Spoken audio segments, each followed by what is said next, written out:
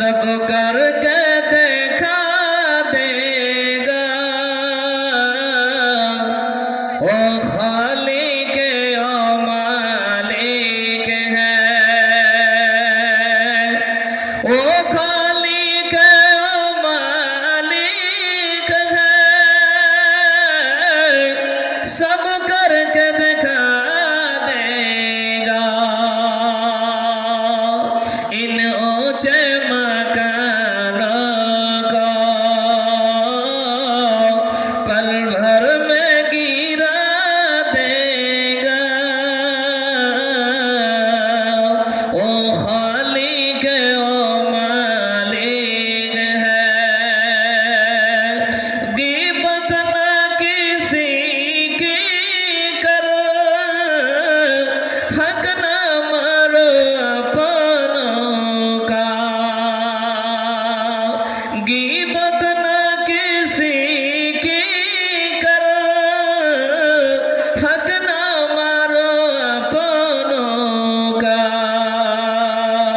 कर ऐसा के आपने कर ऐसा के आपने नजरों से गिरा देगा ओ खालिक ओ मालिक है ओ खालिक ओ मालिक है सब करके दिखा देगा इन ऊंचे मकानों को इन ऊंचे मकानों को पल भर में गिरा देगा ओ खालिक ओ मालिक है। नारे तकबीर नारे तकबीर আলহামদুলিল্লাহ। তো বাবজান বলছিলাম যে ব্যক্তি যথাযথভাবে সময়কে নষ্ট না করে 5 ওয়াক্ত ফরজ নামাজ আদায় করবে, আমার আল্লাহ ওই সমস্ত মানুষের জন্য ওই সমস্ত মহিলাদের জন্য আল্লাহ জান্নাতের প্রতিশ্রুতি নিয়েছেন। আল্লাহ তাবারক তাআলা তাদেরকে জান্নাতে দাখিল করাবেন। তাহলে বলেন ইনশাআল্লাহ আজ থেকে আমরা ফরজ নামাজ যেন টাইম মতো পড়তে পারি। বাবজান আমার আল্লাহ এই জন্য কোরআনুল কারীম সূরা নিসা 103 নম্বর আয়াতে বলছেন, মা বোন আমার নামাজে অনেক গাফেলাতি করছেন, নামাজে অনেক গাফেলাতি হয়েছে। মা বোন বেটি খালা এবার ভালো করে শোনেন, আমার আল্লাহ বলছেন ইন্নাস সালাতা কানাত আলাল মুমিনিনা কিতাবান মাওকুতা। আমার আল্লাহ বলে বান্দা নির্ধারিত সময় সালাত কায়েম করা মুমিনদের জন্য আবশ্যক, মুমিনদের জন্য কর্তব্য। যারা মুমিন হবে রে তারা নামাজে অবহেলা করবে না। যে সমস্ত মানুষেরা মুমিন হবে, যে সমস্ত মা বোনেরা মুমিনা হবে, এরা নামাজের অবহেলা করবে না। তাই আল্লাহ বলে বান্দা তোমরা নির্ধারিত সময় সালাত আদায় করবে। এবার মা জননী আপনি নামাজে অবহেলা করেন, এ চাচা আপনি নামাজে অবহেলা করেছেন। শুনেন আপনাদেরকে মূল্যবান একটা হাদিসের দিকে নিয়ে যায়। সহিহ বুখারীর হাদিস, হাদিসে রাবি আন সামুরাতা বিন জুনদুব থেকে হাদিসটা বর্ণিত হয়েছে। নবী করিম সাল্লাল্লাহু তাআলা আলাইহি সাল্লাম বলেছেন, ফজরের নামাজের পরে আল্লাহ নবী সাহাবীদেরকে জিজ্ঞাসা করেছেন, ও আমার সাহাবারা আজকে রাতে তোমরা কেউ স্বপ্ন দেখেছ? ফজরের নামাজের পরে নবী জিজ্ঞাসা করছেন, সাহাবারা আজকে রাতে কেউ তোমরা স্বপ্ন দেখেছো? যাদের মন হতো বলা তারা বলতো, যাদের মন হতো না তারা বলতো না। কিন্তু আল্লাহর নবী, বিশ্ব নবী জনাবে মুহাম্মদুর রাসূলুল্লাহ, সকলে বলেন সাল্লাল্লাহু তাআলা আলাইহি সাল্লাম, তিনি বলছেন, সাহাবারা, আজকে রাতে আমি স্বপ্ন দেখেছি। কি স্বপ্ন দেখেছেন? আল্লাহর নবী বলছেন, হে আমার সাহাবারা, আমাকে দুইজন ব্যক্তি উঠালেন, ওঠার পরে বসিয়ে দিলেন। মাইকের আওয়াজ ঠিক করেন। উঠার পরে আমাকে বসিয়ে দিলেন, বসিয়ে দেওয়ার পর আমাকে তারা বলেন, ইনতালিক, আপনি চলেন। মা বোন বেটি খালা আল্লাহর নবীকে যেতে লাগলেন। আল্লাহর নবী যেতে যেতে দেখছেন একজন মানুষের মাথাটা যেন পাথর দিয়ে মারা হচ্ছে। আল্লাহর নবী এই দৃশ্য দেখলেন, লোকটার যেন মাথাটা পাথর দিয়ে মারা হচ্ছে। লোকটা চিৎকার করছে, দয়াল মাবুদ গো, বাঁচাও বাঁচাও বাঁচাও বাঁচাও বলে লোকটা চিৎকার করছে, আল্লাহ বাঁচাও বাঁচাও বাঁচাও। আপনাকে সামান্য একটা যদি পাথর মারে বাবা, আপনার গায়ে যদি লাগে, মাথায় লাগে, তাহলে আপনি সাথে পড়ে যাবেন। কিন্তু লোকটাকে একটা বড় পাথর দিয়ে তার মাথার উপর মারা হচ্ছে। বারবার যখন মারছে, পাথরটা করে চলে যায়। আবার লোকটা ওই পাথরটা আনতে না আনতে তার মাথাটা আবার ভালো হয়ে যায়। লোকটাকে পাথর দিয়ে তার মাথার উপরে মারা হচ্ছে। লোকটার মাথাটা ফেটে চুরমাচার হয়ে যায়। লোকটা চিৎকার করছে, আল্লাহ বাঁচাও বাঁচাও বলে চিৎকার করছে। এবার ওই লোকটা পাথরটা আনতে না আনতে আবার মাথাটা ঠিক হয়ে যায়। মা বোন আমার, আল্লাহর নবী বলছেন, মান হাওলায়ে, এরা কারা রে, এরা কারা? এই লোকের মাথাটা কেন পাথর দিয়ে মারা হচ্ছে? নবীকে বলে, ইয়া রাসূলুল্লাহ, ইয়া হাবিবাল্লাহ, আল্লাহর নবী গো, এই মানুষের মাথাটা এই জন্যই চুরমাচার করা হচ্ছে। ইয়া রাসূলুল্লাহ, কোরআন গ্রহণ করার পর ছেড়ে দিয়েছে। ইয়া রাসূলুল্লাহ, ইয়া হাবিবাল্লাহ, ফরজ সালাত ছেড়ে ঘুমিয়েছে। তাহলে বোঝা গেল এইদিকে মুয়াজ্জিন আযান দিচ্ছে ফরজ নামাজের জন্য, আপনি ওই টাইমেতে আরাম করে ঘুমাচ্ছেন। এ মা বোন বেটি খালারা, যারা ফরজ নামাজ ছেড়ে দিয়ে ঘুমাবে, ওই সমস্ত মহিলাদের মাথাগুলোকে পাথর দিয়ে ভেঙে ফেটে দেওয়া হবে, পাথর দিয়ে মাথাতে মারা হবে। নবীজি যখন এই দৃশ্য দেখলেন, নবীজি থাকতে না পেরে নবী বলছেন, আল্লাহু আকবার, এই লোকটার মাথাটা কেন এইভাবে ফাটা হচ্ছে? লোকটার মাথাটা পাথর দিয়ে কেন মারা হচ্ছে লোকটাকে? নবীকে বলে, ইয়া রাসূলুল্লাহ, কোরআন গ্রহণ করেছে, কোরআন জানতো, কিন্তু কোরআন ছেড়ে দিয়েছে। ইয়া রাসূলুল্লাহ, ফরজ নামাজ ছেড়ে দিয়ে ঘুমিয়েছে। আপনাদের তো ঘুম ভাঙে না? যারা ফরজ নামাজ ছেড়ে দিয়ে ঘুমাবে, এই সমস্ত মানুষের মাথাগুলোকে পাথর দিয়ে ফাটিয়ে দেওয়ানো হবে। এমন ভাবে তাকে পাথর মারা হবে, ওই মাথাটা ফেটে চুরমাচার হয়ে যাবে। আর সেই দিন বলবে, আল্লাহ দয়াল মাবুদ বাঁচাও বাঁচাও বাঁচাও। তাহলে বাপ, আমরা বুঝতে পারলাম এই হাদিসের মাধ্যমে যে আমরা যারা সেই টাইমের ভিতরে সালাতের হক নষ্ট না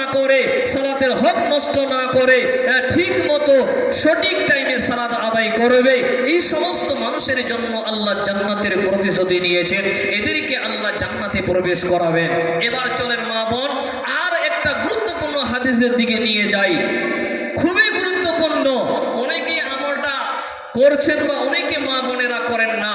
মা বোন এই আমলটা শুনেন, বাবা 60 বছর ধরে নামাজ পড়ছেন, হয়তো এই আমলটা আপনারা করছেন না, কিন্তু আজকে যে হাদিসটা আমি আপনাদেরকে শোনাবো, এই হাদিসটা আর কোনোদিন ছাড়বেন না। এই হাদিসটা পৃথিবীতে যত দিন বেঁচে থাকবেন, হাদিসটা সকলে আমল করবেন, বলেন ইনশাআল্লাহ, বলেন ইনশাআল্লাহ। বাপজান আমার, আল্লাহর নবী বলছেন হাদিসে নবী আন উম্মে হাবিবাতা قالت قال رسول الله صلى الله تعالى عليه وسلم বলেন মান সাল্লা ফি ইয়াউমিন ওয়া লাইলাতিন সিন্না আশারা রাকাতান বুনিয়া লাহু বাইতুন ফিল জান্নাতি। নবীজি বলছেন যে ব্যক্তি এই হাদিসটা আমল করবে তার জন্য একটা জান্নাতের ঘর তৈরি করা হবে, বলেন সুবহানাল্লাহ। কারা কারা জান্নাতের ঘর পেতে চান একবার হাতটা কাড়া করে দেখান তো দেখি, নারে তাকবীর। কারা কারা জান্নাতের ঘর চান? আপনাদের যে হাতে উঠছে না বাবা, আপনাদের হাত নাই নাকি? জি, হায় হায় হায়, এরাই চিৎকার করছে, এরাই আবার হাত উঠাচ্ছে, বাকিদের কি হাত নাই? না হাত দেয়নি আল্লাহ? বাপজান আবারও বলছেন, কারা কারা জান্নাতের ঘর চান একবার দুইটা হাত খাড়া করে দেখা, নারে তাকবীর, নারে তাকবীর। তাহলে শুনেন, আল্লাহর নবী বলছে উম্মত, যে ব্যক্তি দিনে রাতে 12 রাকাত নামাজ পড়বে, যে ব্যক্তি দিনে রাতে 12 রাকাত নামাজ পড়বে রে, ওই লোকের জন্য জান্নাতের ঘর তৈরি করা হবে। সুবহানাল্লাহ। এবার 12 রাকাত নামাজ আমরা কিভাবে পড়বো? জি বলবো বাপ না ছেড়ে দিব? জি বলবো। শোনেন বন্ধু, নবীজি বলে উম্মত আরবাআন ক্বাবলা যুহরি, যুহরের পূর্বে 4 রাকাত। হাতে গণতি করেন, মা বোনেরা গল্প করবেন না, হাতে গণতি করেন মা। জোহরের পূর্বে 4 রাকাত, জোহরের পরে 2 রাকাত। কত হলো বাপ? কথা বলুন। জোহরের আগে 4 রাকাত, জোহরের পরে 2 রাকাত, ওয়া রাকাতাইন বাদাল মাগরিব, মাগরিবের পরে 2 রাকাত। কত হলো বলেন? মাগরিবের পরে 2 রাকাত। কত হলো? কত হলো? 8 হলো। এবার চলেন রাকাতাই বাদাল ইশায়ে, ইশারের পরে 2 রাকাত। কত হলো? 10 হলো।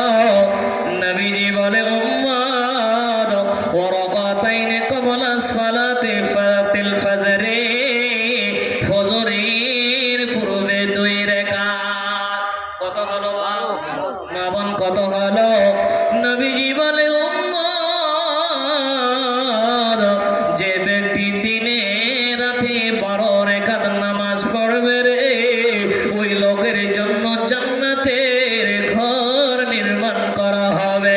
তাহলে মা জননী আমার, আমরা নবীর হাদিস থেকে বুঝতে পারলাম, নবীজি বলে উম্মত, কোন মহিলা হোক কোন পুরুষ যদি হয়, দিনে রাতে 12 রাকাতে নামাজ পড়বে, তার জন্য জান্নাতের ঘর তৈরি করা হবে। তাহলে মা, আবারও আমি আপনাদেরকে বলি মা জননী, এবার ভালো করে শোনেন মা। নবীজি বলছেন এশারে, নবী সাল্লাল্লাহু আলাইহি সাল্লাম বলছেন জোহরের আগে 4 রাকাত। আবারও শোনেন বাবা আমার, জোহরের আগে 4 রাকাত, জোহরের পরে 2 রাকাত, তাহলে 6 হয়ে গেল। এবার চলেন মাগরিবের পরে 2 রাকাত। কত হলো বাপ? 8 রাকাত হয়ে গেল। এবার চলেন এশারের পরে 2 রাকাত। কত হলো বাপ? 10 রাকাত হলো। ফজরের পূর্বে 2 রাকাত। এই 12 রাকাত যদি নামাজ পড়তে পারে মা বোন বেটি খালা, নবীজি বলেন উম্মত, তার জন্য জান্নাতের ঘর তৈরি করা হবে। এবার চলেন আমার আব্বা, এইদিকে ফজরের আযান হচ্ছে, আসসালাতু খায়রুম মিনান নাম।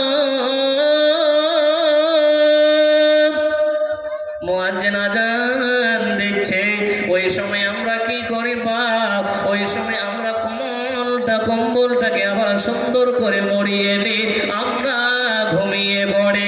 এই ফজরের 2 রাকাত আমরা নামাজ এত অবহেলা করছি। মা বোন বেটি খালা শোনেন, ফজরের 2 রাকাত নামাজ এত গুরুত্বপূর্ণ, এত গুরুত্বপূর্ণ। এই চাচা শোনেন, 60 বছর ধরে নামাজ পড়ছেন, কোনোদিন ফজরের আগে 2 রাকাত নামাজ জামাতের আগে আপনি পড়েননি, কিন্তু আজকে শোনেন এই ফজরের 2 রাকাত নামাজ এতই গুরুত্বপূর্ণ। নবী সাল্লাল্লাহু তাআলা সাল্লাম বলছেন, হযরত আয়েশা قالت قال النبي صلى الله عليه وسلم ركعة الفجر خير من الدنيا وما فيها। নবীজি বলে, উম্মত আল্লাহর নবী বলছেন ফজরের 2 রাকাত নামাজ দুনিয়া ও তার মধ্যে যা কিছু আছে রে তার থেকে উত্তম। বলেন সুবহানাল্লাহ। এই পৃথিবীর বুকে যা কিছু আছে এর থেকেও ফজরের 2 রাকাত নামাজ সুন্নত। এত ফজিলত, এত ফজিলত, সুবহানাল্লাহ। আমরা আসলে অনেকে আমার চাচাদেরকে দেখা যায় জামাত চালু হয়ে গেছে, তারপরে ধড়পড় করে যাবে। জি মা বোন, ফজরের 2 রাকাত নামাজ পড়বেন, তারপরে ফরজ নামাজ পড়বেন মা জননী। এত এত ফজিলত, এত ফজিলত। নবীজি বলছেন দুনিয়ার মধ্যে যা কিছু আছে এর থেকেও উত্তম এই ফজরের 2 রাকাত নামাজ। এবার আর একটু বলি বাপ, দিয়ে অন্য একটু লাইনে চলে যাব। কি সেটা? সেটা হলো বাপজান, ফজরের 2 রাকাত সুন্নত নামাজে কি কি সূরা পড়েন বলেন? কথা বলুন একটু, জানা আছে? আপনারা আজকে শিখতে এসেছেন বাপ, জানার জন্য তো বাড়ি থেকে এসেছেন, না এমনি কেসা কাহিনী শোনার জন্য এসেছেন? কথা বলুন। এই যে কয়েকটা হাদিস বললাম, এই হাদিসগুলো যদি আমল করেন ইনশাআল্লাহ সহি সালামতে একদম জান্নাতে প্রবেশ করবেন। জি তো বাপজান, মা বোন বেটি খালা, এতদিন ধরে ফজরে 2 রাকাত সুন্নত নামাজ পড়েন মা, কোন সূরাগুলো তেলাওয়াত করেন বলেন? কি সূরা তেলাওয়াত করেন একজন বলবেন? হ্যাঁ, আর বলবেন কেউ? হায় হায় হায়, আর নামাজই পড়েন না আপনারা? সুবহানাল্লাহ। চলেন জানিয়ে দিবা, নবীজি বলেন, আল্লাহর নবী বিশ্ব নবী বলছেন, শাহরান ফাতানা ইয়াকরা ফিল রাকাতাইন ক্বাবলাল ফজর ইয়া আইয়ুহাল কাফিরুন। তারপরে রাকাতে নবীজি পড়তেন কুল হুয়াল্লাহু আহাদ। তাহলে মা বোন বেটি খালা, এটাও আমরা জানতে পারলাম ফজরের 2 রাকাত সুন্নত নামাজে আমরা কুল ইয়া আইয়ুহাল কাফিরুন এই সূরাটা তেলাওয়াত করব। দ্বিতীয় রাকাতে সূরা তেলাওয়াত করব কুল হুয়াল্লাহু আহাদ। তাহলে এই হাদিসটা শোনার পর কাজে আসবে কি আসবে না? কথা বলুন। জান্নাতে যেতে পারবো কি পারবো না বলেন? বাপজান, এই কয়েকটা হাদিস যদি আমল করেন ইনশাআল্লাহ আমরা সহি সালামতে জান্নাতে যেতে পারবো। আরো অনেকগুলো হাদিস আছে। যাই হোক বাবা আমার, আমাকে যেহেতু টাইম দিয়েছে সেই টাইমের খেলাপ করব না। যদি ওনারা টাইম দেন তো আলাদা ব্যাপার, যতটুকু টাইম দিয়েছে সেতটুকুই বলবো, যেহেতু এখন টানা প্রোগ্রাম আছে বাপজান। যাই হোক বাপজান আমার, কারা কারা জান্নাতে যেতে চান আবার একবার হাতটা খাড়া করে দেখান তো বাপ। নারাই তাকবীর, নারাই তাকবীর। খাবে গফলত মে সোয়ে হুয়ে মুমিনা, খাবে গফলত মে সোয়ে হুয়ে মুমিনা, ऐसे इशरत बढ़ाने से क्या फायदा, ऐसे इशरत बढ़ाने से क्या फायदा, ख्वाब गफलत में सोए हुए मोमिनों, ऐसे इशरत बढ़ाने से क्या फायदा, आँख खोलो ओठो याद रब को करो, आँख खोलो ओठो याद रब को करो, उम्र यूं ही गवाने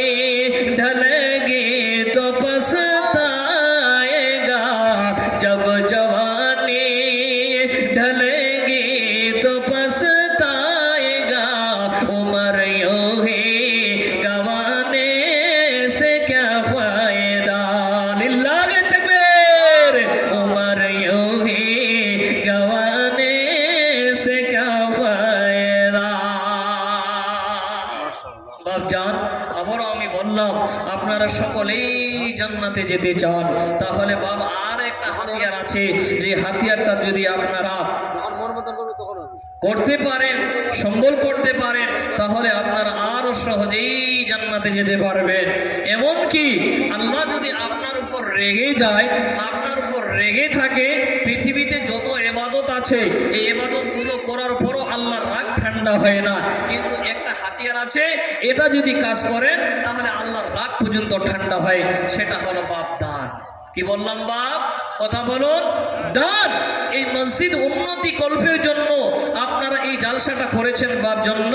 আমি আপনাদেরকে বলবো, বেশি চাইবো না বাপ, এই মসজিদের জন্য কোন ভাই, কোন মা, বোন, বেটি, খালা আছেন, এই পুরুষদের মধ্য থেকে, মহিলাদের মধ্য থেকে দেখতে চাই, বেশি চাইবো না, 2 থেকে 3টা কলম চাইবো।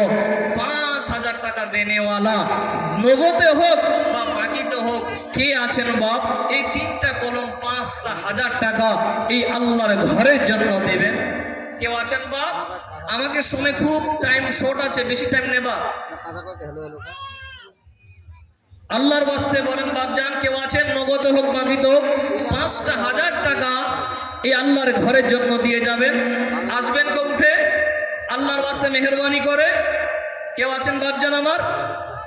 জি, বেশি চাওয়া হয়ে গেছে বাপ, টাইমটাকে নষ্ট করতে চাই না। যদি আপনারা আরো কিছু শোনেন, আল্লাহর বাস্তে একটু উঠে আসবেন মেহেরবানি করে।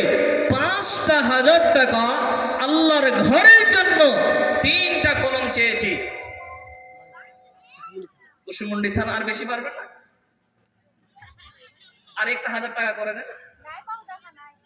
জি, আলহামদুলিল্লাহ রব্বুল আলামিন।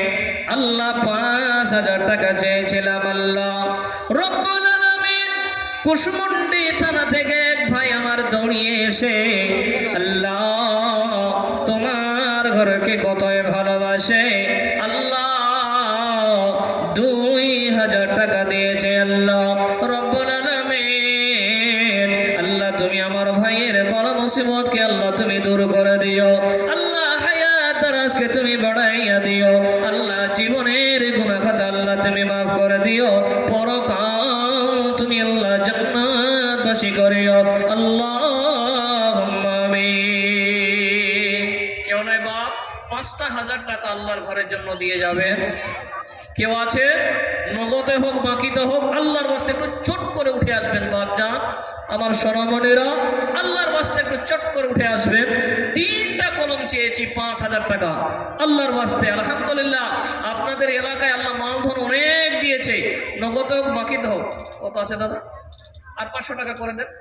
হ্যাঁ, আর গঞ্জ আছে? এদিকে শুনেন, চলে এলেন, এদিকে আসেন, একটু আসেন, একটু আসেন। 50টা কিলো গম করে দেন, 50 কিলো গম করে দেন। খুব সুন্দর গম হয়েছে, করে দেন, ইনশাল্লাহ কমে যাবে না। মাকাই আছে তো মাকাই করেন। আচ্ছা করে দেন, আমার হাত দিয়ে তো কমসে কম কিছু করবেন, করেন। কত? 20 কিলো লেখাবো? 10 কিলো। আচ্ছা লেখেন। আলহামদুলিল্লাহ রব্বুল আলামিন। আল্লাহ ভাইজান আমার, মাইকের অবস্থা খারাপ হয়ে গেছে ভাই, মাইকের অবস্থা ঠিক করে।